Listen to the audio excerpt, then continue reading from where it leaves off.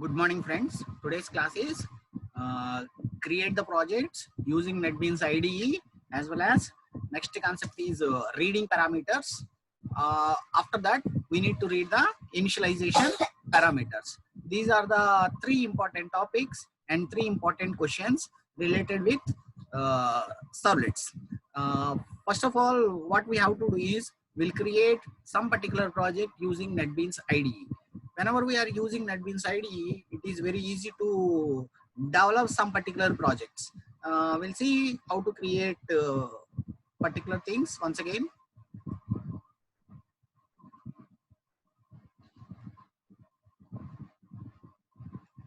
Sorry, once again. Now, open NetBeans IDE, open NetBeans IDE, go to new, go to file menu, new project. Within the project, you need to select Java. Under that, Java web. We need to select the Java as well as we need to select the Java web application. After selecting the Java web applications, we need to give the project name. After creating the project name, we need to go for the click on next. After click on next, we need to go for the we need to select the server. That is, by default we are using Apache as the Tomcat server. Select Apache as the Tomcat server, click on finish. After we are creating this particular project. Next, right click on web applications, right click on. After this is the first step is used to create the projects only, but we are not creating any servlets. After creating the projects, we need to create some particular HTML pages. By default, all the HTML pages should be under web pages. Right click on web pages, directly right click on web pages. You need to create certain, go to new, anyway HTML page. That is depends upon your HTML page or JSP page. All the pages should be under web pages only. Next, right click on source packages. Right click on source packages. Go to new servlet. Go to new servlet. Give the servlet name, whatever it may be. Give the servlet name and click on next. And we need to select add deployment to descriptor. We need to check that particular checkbox. Otherwise, this web.xml is not created by the system. We need to create our own web.xml. Then directly we need to click on finish. Once again, you can observe here. First of all, create the project. After creating the project, right click on web pages. Right click on web pages. Then go to new HTML page. Create some age.html. After creating age.html, I need to create some servlet. Servlet is nothing but Java program. Right click on source packages. Go to new servlet. Go to new servlet. Select, give the name of the servlet. After giving the name of the servlet, click on next. Next one, by next step, we need to go for the select add deployment descriptor. Add deployment descriptor as the option. Whenever you are click on add deployment descriptor, this web.xml is created automatically. This is the very important. This is nothing but deployment descriptor. Now coming to the next one, reading parameters. Reading parameters is one of the simple program and one of the simple concept. Get parameter is a method used to read the parameters.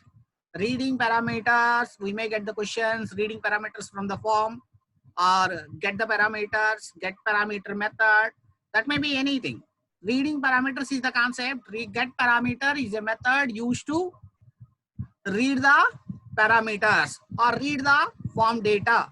We need to call this method using request object. That is nothing but we need to call this particular method through the request object.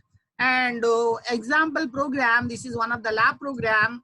Directly when we are covering with directly it is age validation is one of the lab program and simple lab program. Here some simple HTML page, some age.java. Form name is equals to F1, action is equals to age. Action is equals to age. Directly it is redirecting to this particular age.java. Name I'm giving certain name, input type is equals to type text, name is equals to T1, age is equals to input type text, name is equals to age. And after this, when you are click on submit, automatically it is redirecting to this particular page. Then this is the Java program. Observe carefully.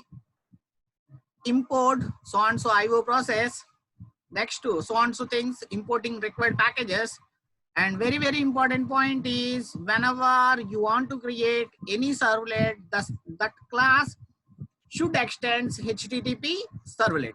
Now, public void do process, it takes two arguments, HTTP servlet request space request object, HTTP servlet space servlet response space response objects through servlet exception comma IO exception, throws servlet exception comma IO exceptions.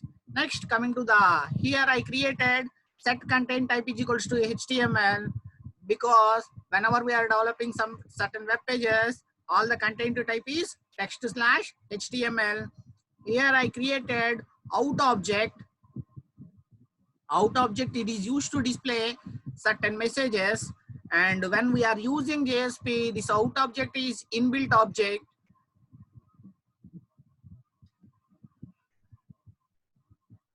Now this is the important concept. String name is equals to request dot get parameter of T1. T1 is sent by the other program. T1 is getting by you through request object. Request object dot get parameter is a method used to get the data from the form. Here, this is the name of the field in the HTML. Similar way, string age is equals to request dot get parameter age. After getting the age, we need to convert that particular age into the required data type. Because when we are reading anything, that should be in the form of strings. That should be in the form of strings. Then we need to convert into required data type. If age greater than 18, yes, eligible, else not eligible. And here I included two more methods, because the user is sending the data by which method I don't know, because by that, for that particular purpose, I'm using here either do get method or do post method. Both are calls do process method. Both are takes HTTP request and HTTP response objects.